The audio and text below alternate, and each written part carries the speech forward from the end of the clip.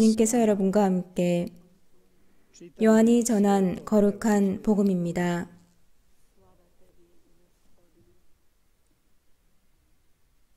그때 예수님께서 갈릴레아 호수 곧 티베리아스 호수 건너편으로 가셨는데 많은 군중이 그분을 따라갔다. 그분께서 병자들에게 일으키신 표징들을 보았기 때문이다. 예수님께서는 산에 오르시어 제자들과 함께 그곳에 앉으셨다. 마침 유다인들의 축제인 파스카가 가까운 때였다. 예수님께서는 눈을 드시어 많은 군중이 당신께 오는 것을 보시고 빌립보에게 저 사람들이 먹을 빵을 우리가 어디에서 살 수 있겠느냐 하고 물으셨다. 이는 필립보를 시험해 보려고 하신 말씀이다. 그분께서는 당신이 하시려는 일을 이미 잘 알고 계셨다. 필립보가 예수님께 대답하였다. 저마다 조금씩이라도 받아먹게 하자면 200데나리온어치 빵으로도 충분하지 않겠습니다. 그때 제자들 가운데 하나인 시몬 베드로의 동생 안드레아가 예수님께 말하였다. 여기 보리빵 5개와 물고기 2마리를 가진 아이가 있습니다만 저렇게 많은 사람에게 이것이 무슨 소용이 있겠습니까? 그러자 예수님께서 사람들을 자리 잡게 하여라 하고 이르셨다. 그곳에는 풀이 많았다. 그리하여 사람들이 자리를 잡았는데 장정만도 그 수가 5,000명쯤 되었다. 예수님께서는 빵을 손에 들고 감사를 드리신 다음 자리를 잡은 이들에게 나누어 주셨다. 물고기도 그렇게 하시어 사람들이 원하는 대로 주셨다. 그들이 배불리 먹은 다음에 예수님께서는 제자들에게 버려지는 것이 없도록 남은 조각을 모아라 하고 말씀하셨다. 그래서 그들이 모았더니 사람들이 보리빵 5개를 먹고 남긴 조각으로 12광주리가 가득 찼다. 사람들은 예수님께서 일으키신 표징을 보고 이분은 정말 세상에 오시기로 되어 있는 그 예언자시다 하고 말하였다. 예수님께서는 그들이 와서 당신을 억지로 모셔다가 임금으로 삼으려 한다는 것을 아시고 혼자서 다시 산으로 물러가셨다. 주님의 말씀입니다.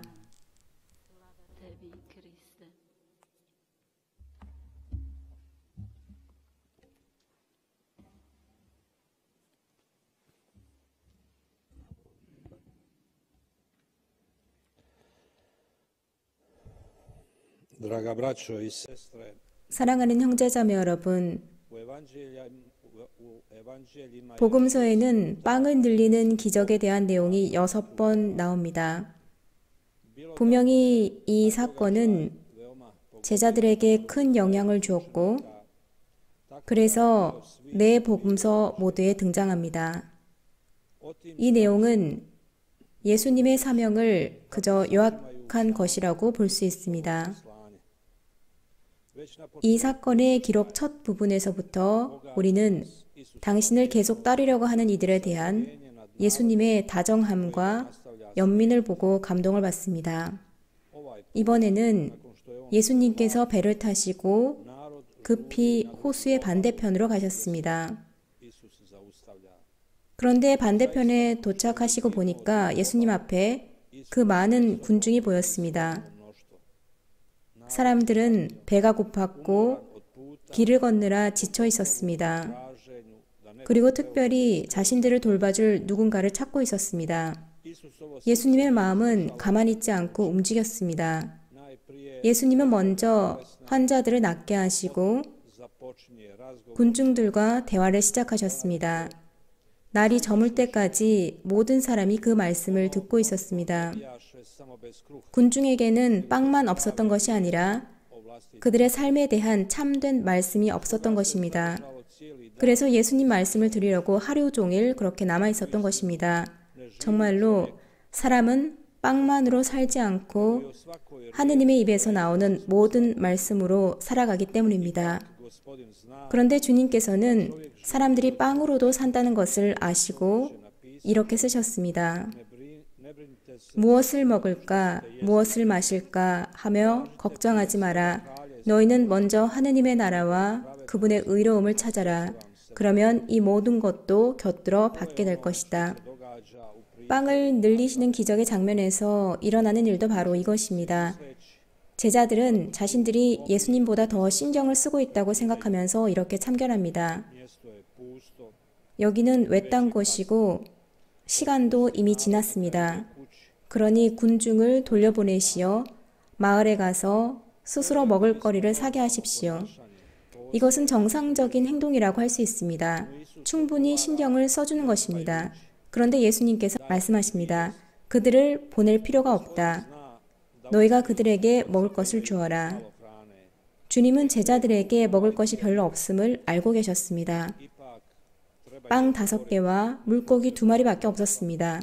그렇지만 이 군중을 집에 보내지 않으면서도 필요한 것을 해결해 줘야 합니다. 기적이 바로 여기에서 시작됩니다. 나약함으로부터 제자들은 자신들의 신뢰를 주님의 손에 드렸습니다. 빵의 기적이 이렇게 해서 일어난 것입니다. 빈곤이 풍요가 된 것입니다. 이기심이 기적을 막아버리는 일이 자주 발생합니다.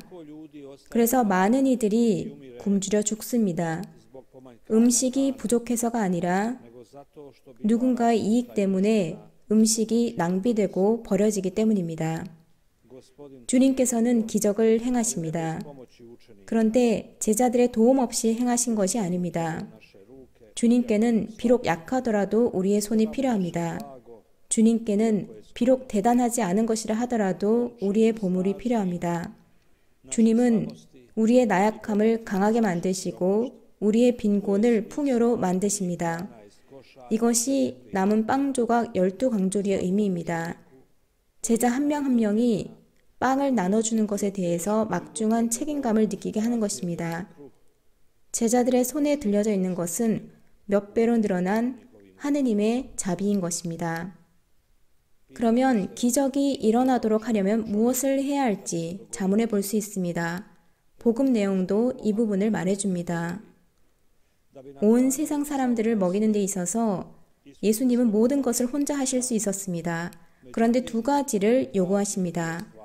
먼저 소년이 보여준 너그러움을 요구하십니다. 소년에게는 빵 5개와 물고기 2마리가 있었습니다. 이 소년은 자신에게 있는 모든 것을 스스로 포기하면서 가진 것을 너그럽게 봉헌합니다. 그 다음에 예수님은 사도들의 믿음을 요구하십니다. 예수님의 제자들은 그저 스승님의 말씀을 믿고 모든 사람들을 자리에 앉게 하고 예수님을 도와서 빵과 물고기를 나눠줬습니다. 갈릴레아 카나에서 있었던 예수님의 첫 기적을 기억하십니까? 그때도 예수님은 일꾼들을 쓰십니다. 그 일꾼들은 예수님께 순명해서 물을 가지고 왔고 그것을 과방장에게 날라다 줬습니다. 일꾼들은 물을 가지고 왔는데 날라다 준 것은 포도주였습니다. 그러면 오늘날 기적은 있을까요?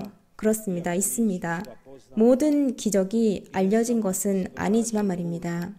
그리고 루르드나 파티마, 이곳 메주고리에만 있는 것도 아닙니다. 여기저기서 일어납니다. 예수님께서 너그러움과 믿음을 조금이라도 더 찾으실 수 있다면 기적은 더 많이 일어날 것입니다. 기적은 치유 같은 것처럼 물리적인 형태로만 일어나는 것이 아닙니다. 눈에 보이지 않는 기적들도 있습니다. 회개나 항구하게 선을 따르는 것, 유혹을 물리치는 것, 또 마지막까지 너그러운 것, 이런 것들이 그 예입니다.